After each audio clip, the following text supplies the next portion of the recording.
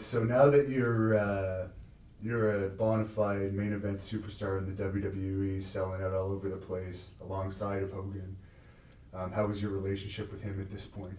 Very good. We had as far as being a friend relationship, I thought we were closer as a friendship than Randy and I. And it wasn't until we got to the WCW days, that'll come up later, I'm sure, that we became not friends anymore. He was always very cordial to me. He was always very nice to me. He was always, hey, Honky Tonk Man, what's up?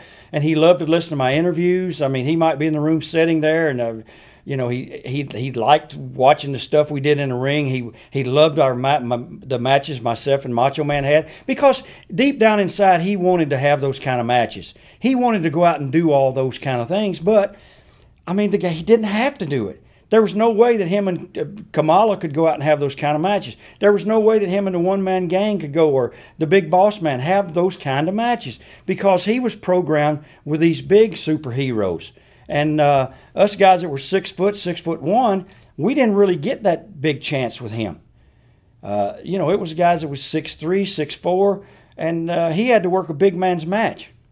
You got the opportunity to take the Intercontinental title from a man who WWE likes us to think was a big star at the time, Ricky the Dragon Steamboat. He held the belt for how many? Okay, he won it in WrestleMania 3 at end of March, and he lost it first week of June. So that's April, May, first week of June. 8 weeks. He had the belt for 8 or 9 weeks, and they want you to believe he was this super character. Ricky was a great wrestler in the ring, a good interview, solid, but he was not an Intercontinental Champion for only 8 weeks. I didn't know until after Macho Man passed away that Macho Man held the belt. I had it for 15 months. I think he held it for 14, almost as long, but I didn't know that, because it was never publicized that way. Do you think, first of all, what were the circumstances of Ricky Steamboat's departure from WWE?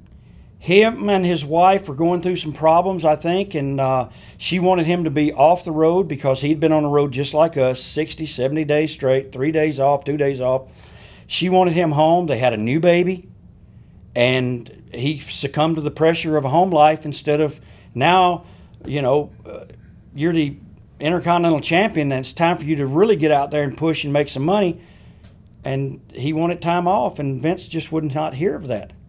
So Vince very politely said, okay, you need to drop the strap, and that was it. And they didn't know who he was going to drop it to, and they had Butch Reed in mind, and Butch was AWOL that night. So then it was Hogan and Vince were standing in the hallway talking. I was just coming for an interview segment, and had the jumpsuit on, had the hair all fixed and everything, and Hogan said, what about him? And Vince says,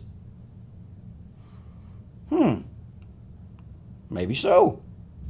And so he pulled me off to the side and gave me the rundown and told me what was going on, and would I be interested in taking this belt and running with it. And I reminded him, Vince, the day you hired me, I told you that if you give me a chance and I make money, pay me. If I don't make any money for you, then you can give me my walking papers right away.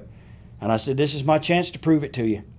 Was there rematches after your title victory? Very few. We had, Ricky and I were in the Garden twice, I think, which was 2 months back to back, and that might have been it. We might have did Boston maybe once or twice. We only had like 3 or 4 return matches. Yeah. Most people don't even remember that you beat him for the belt. I know. That they remember who I lost to, but not who I won.